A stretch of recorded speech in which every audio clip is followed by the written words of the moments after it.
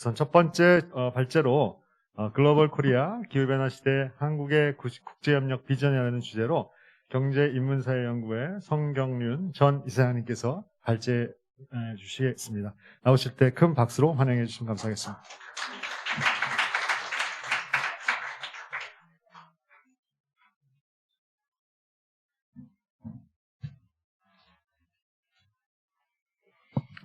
예, 여러분 반갑습니다. 오늘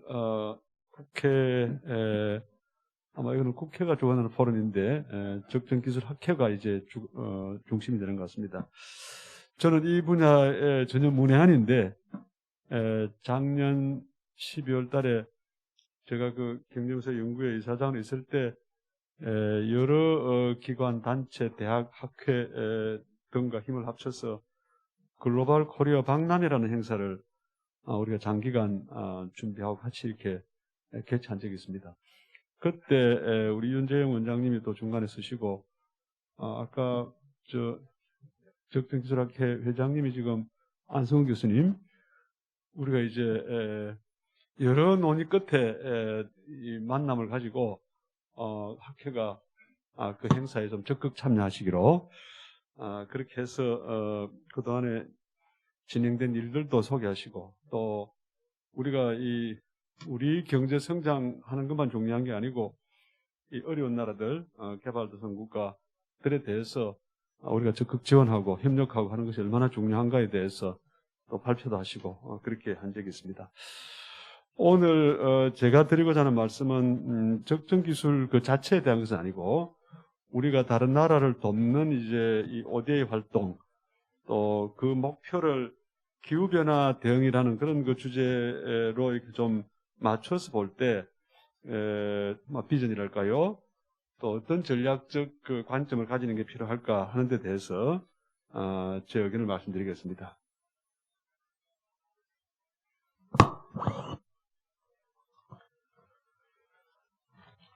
지금 그 기후변화 문제는, 이 분야를 전공하는 분이거나 하지 않는 분이나 관계없이 이게 우리 지구 전체의 중대한 문제다. 이거를 매일매일 피부로 느끼고, 여러분 오늘도 날이 제가 지금 기온을 보니까 31도 되어 있는데 어제 그제까지 비가 오고 온도가 떨어져 있다가 우리가 예상하기 힘든 어떤 대단히 일레귤러한 그런 기후 그 패턴이 지금 나타나고 있는데 모두에게 이 중대한 문제로 지금 인식이 되고 있습니다. 제가 이 문제를 얼마나 이렇게 중요하게 보는가를 찾기 위해서 여러 자료를 뒤지던 중에 월드 이코노믹 포럼에서 나온 보고서를 찾았는데, 여기 지금 나오는 것처럼 전 세계에 올해부터 또 이제 미래가 다 포함이 되겠죠. 가장 중요한 글로벌 리스크가 뭐냐를 이제 전문가들한테 조사를 했는데, X축은 이제 가능성이고 Y축은 이런 일이 나타날 때 그것이 인류 사회에 어느 정도 충격을 줄 것인가 하고 했더니, 여기 보시는 것처럼 가능성도 높고 충격도 클 거다라고 하는 여기에 요 2, 4분면에 5개가 기후변화, 또 환경에 대한 어떤 데미지, 뭐 생물종 멸종 뭐 등등 이런 그 핵심 문제가 다 들어가 있고, 작년에 이제 이 코로나 바이러스라는 이 감염병이 전 세계를 휩쓸고 있는데, 요게 이제 하나가 추가됐어요. 2020년 자료를 보면 이 감염병에 대한 건 없고 주로 요 기후 관련 이제 요인들이 들어가 있는데, 사실은 이 감염병과 기후 변화의 연관성이 매우 높기 때문에 이 큰 문제 5-6개가 다 기후 변화와 연관되어 있다고 봐야 되겠죠. 저희가 작년에 이제 그 감염병 확산에 대한 거를 데이터를 모으고 패턴을 찾고 미래 예측을 하기 위해서 여러 가지 이제 그 노력을 하던 중에 서울대 환경대학원의 그 김정욱 명예교수님 모시고 이제 그 발표를 들었는데, 김정욱 교수님 말씀은 지난 50년 동안 전 세계에 80개 정도의 이 감염병, 전염병이 신규로 발생했다 이렇게 이야기를 하세요. 그걸 통계를 내면은 1년에 1.56 정도의 신규 이제 감염병, 전염병이 발생한다는 거니까 그게 다 기후변화하고 연결된 감염병이 그렇다고 얘기하셨어요. 그러니까 기후변화가 가져오는 이 문제가 얼마나 광범위하며 얼마나 파괴적이며 얼마나 장기적인 어떤 큰 충격을 줄 것인가 하는 데 대해서 우리가 정확한 인식을 가지는 게 필요하다고 봅니다. 제가 최근에 이제 읽은 제 요 책인데 이 책 뭐 많이 읽어보셨겠지만은 안에 여기서 지금 제시되는 내용들이 우리가 좀 눈여겨볼 게 많습니다. 여기 지금 여러 메모를 했습니다. 지금 진행되는 게 이게 통상적으로 어떤 무슨 IPCC가 무슨 미래 예측을 하고 뭐 그래서 이게 리니하게 뭐 진행될 거다. 그렇게 보면 안 된다는 겁니다. 이게 굉장히 이게 엑셀러레이팅 하고 있고 감당하기 힘든 문제를 지금 처리하고 있고 그래서 제가 여기 메모했으니까 한번 보시고요.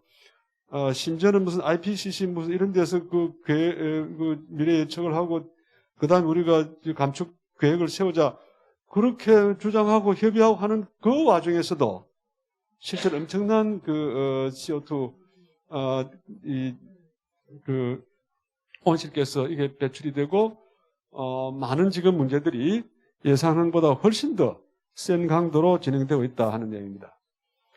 그런데 그럼 지구온난화 억제가 이렇게 어려운 이유가 뭔가 좀 상식적인 이야기 같습니다만은 사람이 가진 어떤 인간의 어떤 이기심, 인간의 이타심도 있고 이기심도 있는데 이타심은 이게 발휘되는 게 매우 제한적이라 볼 수도 있고 그런 어떤 훈련과 그런 노력을 많이 기울이는 사람도 있고 많은 사람은 그렇지 않고 그런데 이기심이라는 것은 보편적인 이 인간의 본성이고 늘 그렇게 할 가능성이 많고 그렇기 때문에 인간의 이기심 문제, 이 이기심에 기반을 둔 이 시장경제 메커니즘이 이거는 구조적으로 어떤 메커니즘적으로 끊임없이 이윤을 창출해야 기업이 생존하는 거니까 이 두 가지가 이제 근본이 되어 있고요. 글로벌 공공재 이 자리에 경제학 하시는 분들 계신지 모르겠는데 경제학자들이 공공재 이야기할 때는 암암리에 자기가 속한 나라, 자기가 속한 사회가 전제가 되어 있습니다. 그래서 그 공공재는 아무도 이기적으로 행동하는 사람들은 아무도 공공재를 생산하지 않으니까 정부가 나서야 돼 이렇게 지금 이야기를 하고 있는데 그래서 그 정부가 나서서 이제 그 시큐리티도 확보하고 국방도 하고 여러 가지 하지 않습니까? 자, 그런데 질문은 글로벌하게 진행되는 문제에 있어서 글로벌 커먼굿, 글로벌 콜렉티브 구성은 이걸 누가 공급할 것인가에 대해서 이거는 근본적으로 이 전 세계의 글로벌 가버넌스, 내셔널 가버넌스, 글로벌 가버넌스가 여기에 대한 대응하기가 대단히 어려운 그런 구조로 되어 있는 것 같습니다. 유엔도 있고 IPCC도 다 있습니다. 파리 협정도 했고요. 그런데 그거를 준수하고 이행하고 또 실행하는 이 과정에 대단히 실행력이 약하다. 그 다음에 이제 하나 주목할 현상이 기던스 패러독스라는 건데, 이 기던스라는 분이 사회학 하시는 분이 책을 내고, 여기에 이제 어떻게 했냐면은, 기후변화를 가져오는 위험과 관련된 어떤 행동이 이렇게 돼 있어요. 텐지블 하지 않고, 만질 수가 없고, not immediate, 즉각적이지 않고, 그리고 not visible, 눈에 보이지 않기 때문에, 이게 중요하다, 이게 문제가 된다는 걸 다 알 수 있어요. 이 정보를 전달 다 알 수 있는데 아무도 적극적인 어떤 행동과 조치를 하지 않는다 이렇게 되어 있습니다. 그 다음에 이제 강대국 패권 경제. 오늘 제가 좀 역점을 두고 말씀드릴 내용이 이 미중 간의 이 대결, 패권 경쟁 이게 지금 얼마나 문제가 되는가. 앞으로 이거를 우리가 미국과 중국, 강대국 우리는 약소국이니까 선처를 바랍니다, 부탁합니다. 이런 소극적인 태도 가지고는 안 된다. 이 엄청난 일을 우리가 미국과 중국 보고 그러면 안 된다고 이야기를 해야 되고 같이 손잡고 힘을 합치자고 이야기를 해야 되고 저는 그 노력을 하지 않으면은 모두를 파멸을 이끌어가는 이 프로세스를 지금 우리가 아무리 노력해도 실제로는 이 해결 못할 가능성이 있습니다. 아무리 전 인류가 70억 전 인류가 모두 결심하고 해도 이 문제는 이 프로세스를 중단하거나 완화하거나 하기가 어려울지도 모르는 저는 그런 정도의 문제인데 미중 대결을 강대국이니까 그냥 바람만 보고 부탁합니다. 이렇게 해야 되겠습니까? 저는 나서야 한다고 생각합니다. 그리고 이번 한미 정상회담을 보면 우리가 결심하고 우리 자원을 이렇게 잘 결집하고 잘 이렇게 대응하면 미국하고도 상당히 의미 있는 대화를 할 수 있고 의미 있는 어떤 진전이 저는 가능하다. 저는 이번에 한미 정상회담이 대단히 중요한 의미를 지니고 있다고 생각합니다. 지구 온난화 이거는 이제 그동안에 이 1750년부터 지금까지 누적된 전 세계에 누적되는 이제 CO2를 양을 의미하는 것이고 그 누적된 것 중에 미국하고 중국이 그동안 누적적으로 배출한 게 얼마냐? 그 1번이 미국이고 2번이 중국입니다. 현 시기는 요 단기적으로 요 짧은 기간을 보면 중국이 훨씬 더 많은 거를 지금 많은 양을 배출하고 있는데 역사적으로 보면 이렇다. 그러니까 미국하고 중국이 책임져야죠. 책임지도록 요구해야죠. 그리고 어떻게 협력할지에 대해서 같이 고민하고 우리도 기여하겠다 해야 되고 저는 그런 접근이 필요하다 봅니다. 미중이 그런데 패권 경쟁을 계속하면 어떤 위험이 있느냐. 미국이 중국을 제압하고 이기는 게 가장 큰 목표가 되겠습니까? 미국을 포함해서 전 인류가 지금 파멸을 할지 모르는 이런 그 기후위기, 기후변화 위기에 대응하는 것이 이게 글로벌 넘버원 프라이어티가 돼야 되고 미국의 넘버원 프라이어티가 돼야 되지 않겠나 하는 게 제 생각인데 지금 미국이 어떠냐 하는 거죠. 여러 아젠다 중에 그냥 하나 정도 되지 않겠습니까? 중국을 이기는 게 최고의 탑 프라이어티고 그 다음에 이제 이 대응하는 거는 어떤 부차적인 여러 정책 중에 하나다. 이렇게 돼야 되겠습니까? 이 글로벌 가버먼트는 존재하지 않습니다. 그러나 미국이 실질적으로 월드 가버먼트, 글로벌 가버먼트 역할을 해왔고 그게 정말로 자기들이 진정으로 원하는 거라면은 중국을 싸워서 이기고 중국을 거꾸로 때리는 게 목표가 아니고 이 온난화, 기후변화 이게 인류의 목표고 미국의 목표다 이렇게 설정이 되어야 되는데 그 둘 사이에는 괴리가 매우 큰 괴리가 있다 이렇게 볼 수 있습니다. 그 다음에 이제 이 바이든 중국 정부가 저는 이중적인 행동을 하고 있다고 보는데 바이든은 지금 그린뉴딜을 하겠다고 지금 매우 적극적인 정책을 하고 있고 시진핑 정부는 2013년부터 중국이 생태 문명이라는 걸 건설하겠다. 말이 굉장히 좋잖아요. 생태 문명. 근데 지금 뭐 중국 그동안 해온 거 보면은 1대1로부터 시작해서 뭐 온 천지에 도로 만들고 무슨 다리 만들고 이 공사하는 일을 지금 하고 있는데요. 어쨌든 안 한다는 게 아니고 둘 다 한다는 겁니다. 그런데 실제로는 이 패권 경쟁에 골몰하고 있다. 한국에 관련되는 문제를 보면은 미중이 목표를 미중 대결이 아니고 미중 협력으로 옮겨야 되는데 큰 목적을 위해서 그거를 지금 하지 않고 계속 견제하고 미국은 자기 편에 한국을 끌어들이려고 하고 중국은 자기 편을 끌어들이려고 하고 이 지금 일을 지금 하고 있으니까요. 이렇게 될 때 우리한테 어떤 문제가 생기느냐. 우리 선택을 강요받게 되겠죠. 그 다음에 자율성 점유 위축이 되겠죠. 남북 분단 해결 못합니다. 전 세계 불확실성, 불안정성 이렇게 지금 되어 있으니까 저는 이거를 방관할 수가 없다 이렇게 보는 것이죠. 미중 사이에는 투키디데스 함정이 작동하고 있다고 되어 있습니다. 요거는 지금 미국의 GDP고 이 중국의 GDP인데 여기 2005년 이후에 2005년이 이제 최대치를 벌어졌고 2005년 이후에 급격히 줄어들고 있고 작년에 2020년의 자료를 보면은 71.4%까지 상회됐습니다. 그런데 국제 정치를 하는 분들은 미국이 1등 국가고 이제 2등 국가가 따라붙는데 따라붙는 나라가의 GDP가 미국의 40%를 넘어서면 미국이 긴장한다고 합니다. 그때부터 이걸 어떻게 억제할 건가, 어떻게 추격을 하지 못하도록 할 건가, 여기에 이제 모든 전략을 집중하는데 그게 이제 1번 타자로 걸려든 게 이제 구소련은 지금 요 선이죠. 그래서 40%를 넘어섰을 때부터 무슨 뭐 스타워즈를 한다든지 불필요한데 돈을 쓰도록 드라이브를 걸어가지고 무력화시켰다는 것이고, 일본은 이제 1985년에 그 플라자 코드를 통해서 일본을 엔화를 고평가하도록 하고, 엔화가 고평가되면 이제 다른 나라에서 그 물건을 사들이게 되니까 수입을 더 하게 되는. 그래서 미국하고 이제 일본하고 사이에 무역 적자 문제를 해결하고 일본을 약화시키는 이제 그런 전략을 했다는 것이고, 그 다음에 지금 중국이 남아있는데 지금 계속 올라갑니다. 이렇게 요점 올라가겠죠.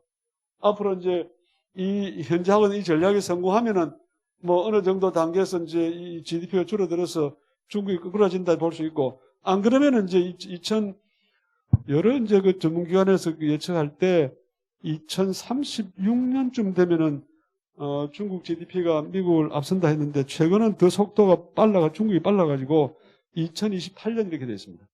그런데 작년에 중국은 잘 버텼고 미국은 큰 이제 어려움을 겪었기 때문에 아마도 그 기간이 단축되지 않겠나, 이 레이스가. 그래서 미국은 더 초조해지지 않겠나 생각합니다. 그러면 이제 거기에 대해 바이든은 어떻게 여기 접근하고 있느냐? 이게 3C 전략을 하는데, 코퍼레이션, 컴피티션, 컨퍼런스를 다 몽땅 다 하고 있답니다. 어느 하나만, 일방적으로 하나만 하는 게 아니고 이 세 개를 복합적으로 다 사안별로 적용을 하고 있는데, 아마도 지금 이제 보이고 있는 것은 남중국해, 동중국해, 대만 문제, 홍콩, 신장 무슨 이런 등등의 문제와 관련해서 군사적인 대결이 가속화되고 있기 때문에, 이런 문제에 기업이나 협력을 해도 이것이 가지는 어떤 전략적 중요성은 저는 약하다고 생각합니다. 그래서 지금은 대결과 경쟁 위주의 지금 대외 정책을 중국에 대해서 그렇게 진행하고 있고, 협력 부분은 뭐 해도 그만 안 해도 그만, 이것이 메인이 돼서 나머지 두 개를 제어하고 협력 기조로 올라가는 이 노력이 저는 대단히 약하고, 그것은 결국 시시각각하고는 지구온난화 기후변화, 현재는 저는 원래 이런 주제에 관심이 별로 없었다가 뭐 맨날 정치, 경제사 이런 거 연구하다가 한 10년 전쯤에 우연히 육도의 악몽이라는 책하고 기후대전이라는 책이 있습니다. 이 책들을 읽고 이게 보통 일이 아니구나. 그래서 이제 기후 문제에 관심을 가지고 이제 들여다보는데, 그 이후로 이 여러 이제 기후 관련 보도, 여러 나라에서 일어나는 현상들을 제가 이렇게 보고 있는데, 이 최근에 와서는 기후 변화가 우리 이 몸이 이렇게 느낄 정도로 너무나 급격하고 중대한 문제가 많이 생기는데 시간이 별로 없다. 이거 지금 미중의 문제가 아니다. 이거는 제대로 된 좀 인식을 해야 되는데, 이 대결 기조가 되면은 이 중요한 문제를 정확하게 인식하고 이게 핵심이다라는 데 대한 판단이 흐려질 수 있는 거죠. 뉴딜은 그냥 단순히 미국 경제를 부흥시키고 경제 활성화 무슨 수단이 돼버리고, 이게 본질이 돼서 기후 변화를 제어할 수 있는 그런 단초를 만들고 중국 협력하자 하고 이렇게 돼야 되는데, 이게 엄청난 지금 왜곡 작용을 할 수 있겠다. 한국 위상이 어떻게 되느냐? 한국이 지금 작년 GDP 세계 10위가 되었습니다. 1인당 GNI는 세계 7위가 되었습니다. 올해 우리 지금 잘 나가고 있기 때문에 올해 되면은 아마 뭐 9위도 갈 수 있고요. 우리 앞에 이제 카나다, 이제 이태리인데, 저는 조만간 여기는 올라선다고 생각합니다. 그러면 이제 세계 8위쯤 되겠죠. 프랑스를 뭐 능가하는 좀 시간이 더 걸릴 것이고, 경제력이 대단히 지금 우리가 강해졌다는 것이고, 요거는 이제 그 IMF가 최근에 컨트리 포커스를 해가지고 지난 4월 달에 이렇게 발표한 보고서인데, 여기 보시면은 이 감염 비율이고요. 요거는 이제 본래 경제 성장을 얼마를 하겠다 해놓고 연말에 실적을 가지고 차이를 보니까 한국이 가장 적습니다. 경제 방어 잘했다는 것이죠. 요거는 20개 선진 경제 국가들을 가지고 했는데 거기서 1위입니다. 1위. 여기는 중국, 대만 등등 물론 빠져 있는데요. 우리가 감염병 대응을 잘했고 경제 회복도 잘했다. 한국 위상이 대단하다. 이런 실적을 가지고 문재인 대통령이 이번에 바이든 때를 만났기 때문에 한국을 간단하게 옛날처럼 손에 쥐고 좌지우지 할 수가 없는 거죠. 한국 의견을 들어야 되고 같이 협력할 그런 그 방안을 찾아내야 되고, 저는 이런 경제적인 힘이 외교의 힘으로 이번에 매우 포지티브한 어떤 변화를 가져오지 않았나 이렇게 생각합니다. 그리고 여기 이제 우리나라의 소프트파워 자산이 그동안에 굉장히 축적이 됐습니다. 여기 보신 것처럼 한국은 기적의 나라를 하지 않습니까? 한류 문화가 있죠.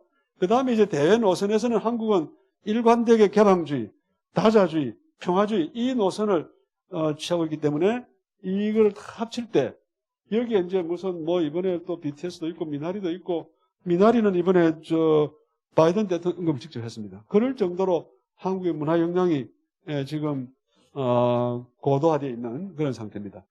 그래서 이런 거를 우리가 발판을 해서 새로운 국가 비전, 글로벌 역할을 정립을 해야 되겠다. 그래서 저는 이제 우리 경산에 있을 때 우리 국가 국내적으로는 혁신적 포용국가, 포용의 원리와 혁신의 원리를 잘 결합해서 경제 성장도 하고 분배도 잘하고 사회보장도 제대로 하는 그런 나라를 만들자. 포용만으로도 안 되고 혁신만으로도 안 되고 저는 이 두 가지가 핵심 원리라고 생각합니다. 이것을 우리가 이 세계와 우리나라의 관계에서 볼 때 우리가 세계를 포용하는 그런 국가를 우리가 지향하고 다른 나라를 도울 때는 우리의 혁신 역량을 바탕으로 해서 그것이 적정 기술이 되든지 첨단 기술이 되든지 아니면 무상 원조가 되든지 우리가 포용성에 기초한 어떤 혁신 노력을 외국에 대해서도 해야 된다고 보고요. 그리고 우리가 잘해서 모범 선도국가를 지향하자.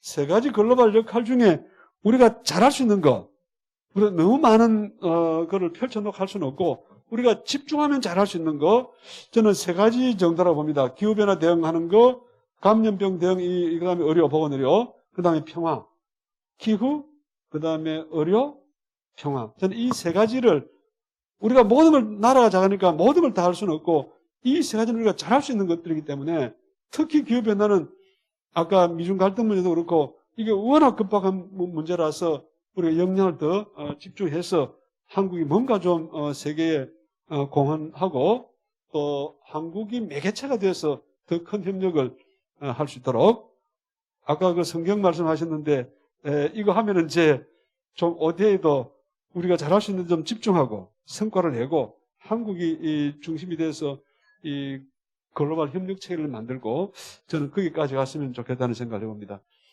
한국 역할 이번에 이제 P4G를 했고 그 다음에 그 전날 이 탄소 중립위원회를 발족을 시켰는데 사실 이게 굉장히 중대한 의미 있지 않겠습니까?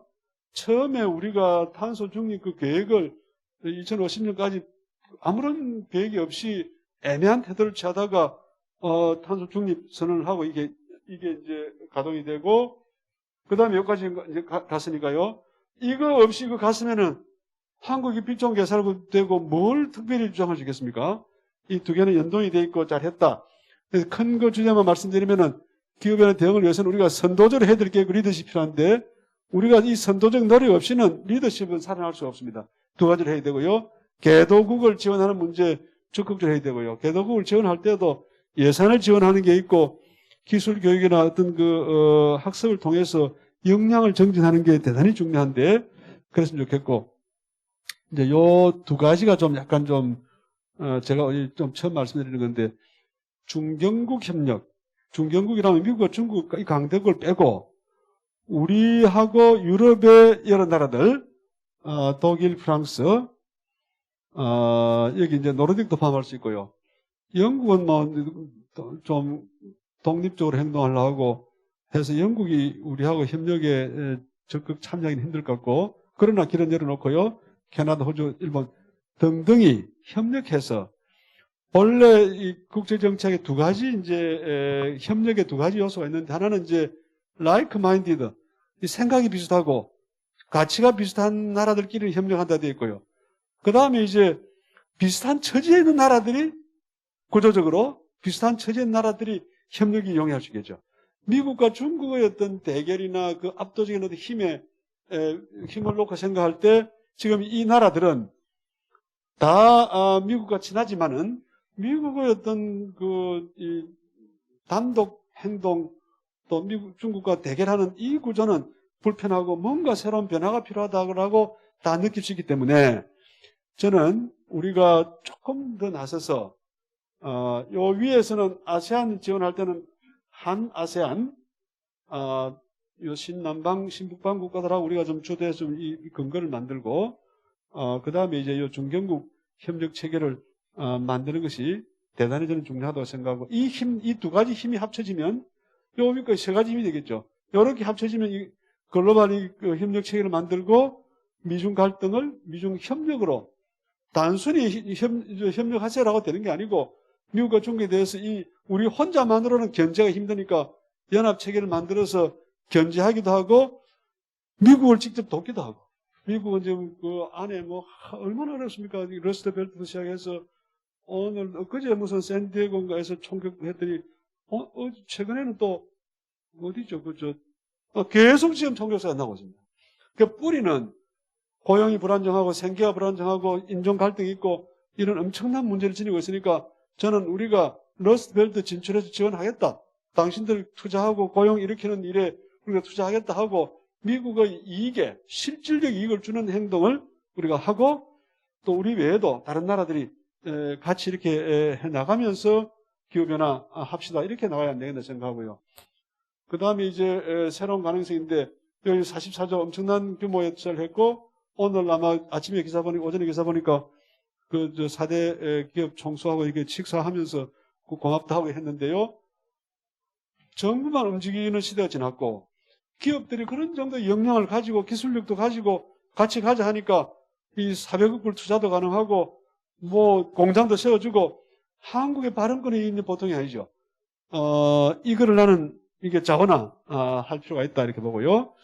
그 다음에 이제 한국 입장 이번에 존중했다고 봅니다. 기본적으로 도움을 받는 면도 있고 처음에 그 대북 정책 조정한다 할 때 바이든 정부가 북한에 대해서 대단히 강경하게 나오리라고 우리가 예상을 했는데 중간에 조정 과정을 거치면서 한국 입장 싱가포르에서는 판문점선언 수용하겠다 했고 한국하고 보조를 맞추겠다 또 북한에 대해서 한국 입장을 듣겠다 이렇게 했으니까 바이든 행정부로서는 우리에 대해서 우리 입장을 최대한 존중했다. 그 다음에 이제 대만 문제가 그게 그 문건에 들어간 거 이외에는 뭐 쿼드에 참여해라 뭐 해라 우리를 안차게 하는 그런 그 요구를 하지 않았기 때문에 전반적으로 좋은 회담이었다. 상호 대등한 협력 체계, 기술 협력하자 이렇게 됐고요. 종합하면은 우리의 어떤 경제력 협상력이 바탕이 돼서 매우 의미 있는 뉴딜도 같이 하고 그래서 저는 이번 이 회담을 놓고 볼 때 우리가 과거하고 다른 한미 관계를 형성할 수가 있고 여기에 다른 나라, 독일, 프랑스 등등 다른 나라들이 이 대회에 동참해주면 훨씬 그리고 미국에게 실제 이익을 줘야 되고 또 상호 이익을 바탕으로 해서 미중 관계도 조절하자. 중국에 대해서 우리가 요구해야 되겠죠. 중국이 인권을 뭐 함부로 유린한다든지 뭐 남중국에 동중국에 그 합의되지 않은 거를 단독으로 무슨 군사시설을 만든다거나 저는 그렇게 되면 중국에 대해서도 압박을 하고 그렇게 해서는 안 된다고 그 미국한테 빌미가 되는 행동을 중국이 하지 않도록 저는 그렇게 해서 미중 대결 구조를 우리가 그 조정하는 거 저는 이것이 매우 중요한 의미가 있다고 생각합니다. 개도국에 대해서 우리가 지금 여러분 잘 아시는 통계인데 우리 지금 그 2019년 달을 보면은 ODA 그 지원 비중이 너무 낮습니다. 이것에는 좀 중장기 계획을 세워서 더 이 그 투자 지원 이거를 늘려야 된다 생각하고 요 내용은 뭐냐면은 ODA 중에 여러 나라들이 지금 그 ODA를 하는데 그 중에 기후 변화 대응을 하는데 얼마를 지원하느냐를 보면 대개 요 9% 정도 전체가 이렇게 되어 있으면 요 9% 정도만 기후 변화에 지원하게 되어 있고 한국 걸 보면은 기후 변화에 대해서 지원하는 거는 한 2% 정도. 그러니까 우리는 전체 규모도 적고 기후 변화에 투입하는 것도 지극히 지금 적기 때문에 정말 우리가 글로벌 그 리더로서 역할을 하기 위해서는 좀 더 큰 투자를 해야 된다. 희망적인 요소도 있습니다. 유럽이 그린딜을 한다 하고 중국 생태문명, 미국, 한국 그린 뉴딜 이렇게 돼 있으니까 국제 협력을 할 수 있는 좋은 조건이 된 거죠. 이거 안 한다 하면 몰라도 한다 했으니까 제대로 하자. 이렇게 이제 돼야 한다고 봅니다. 이거 참고하시면 되고요. 이제 종합한다면은 우리 모두가 기후변화 이 문제가 우리 개별 국가나 세계에 대해서 가장 큰 위협이다 하는 데 대한 인식을 가질 필요가 있고 그 다음에 이제 한국하고 미국하고 관계에서 볼 때 이거는 한국 한반도에 대단히 큰 위험 요인이지만은 우리가 한미 관계를 잘 조절하고 미국에게 지원도 하고 필요하면 우리 힘도 보태고 해서 미국에게 도움이 되면서 한미 동맹도 질적으로 발전시키고 미중 갈등을 미중 협력으로 만약 변화시킨다면은 이게 엄청난 반전의 계기가 될 수 않겠나. 그래서 이런 걸 고려할 때 새로운 어떤 국가 비전이 필요하고 좀 더 적극적이고 조금 더 전략적인 국제 공헌 활동을 해야 하지 않겠나.